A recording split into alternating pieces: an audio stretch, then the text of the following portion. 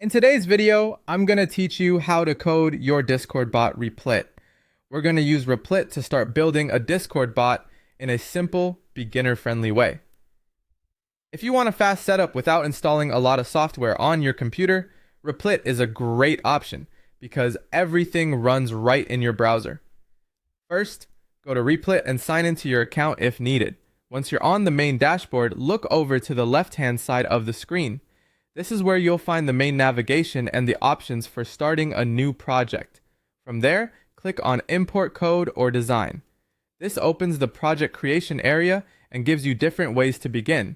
Since we want to start fresh and let the builder help us generate the bot setup, choose the Empty option. Selecting an empty project gives you a clean workspace, which is useful when you want to focus only on the files and code related to your Discord bot. After that, click Create Empty Project. Replit will open a new workspace for you. In a moment, you should see the editor load along with a prompt box. This prompt box is where you can describe what kind of Discord bot you want to create. In the prompt box, type a clear request about creating a Discord bot. Be as specific as you need to be. For example, you can describe the kind of commands, responses, or features you want the bot to have. The more clearly you explain your goal, the more helpful the generated starting point is likely to be. Try to keep your prompt focused so the builder understands exactly what you want.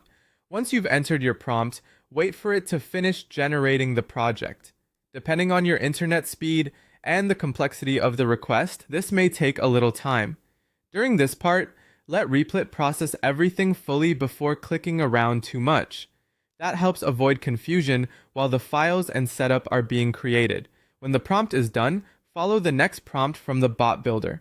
Replit may ask you for more details or suggest the next action to continue setting up your Discord bot.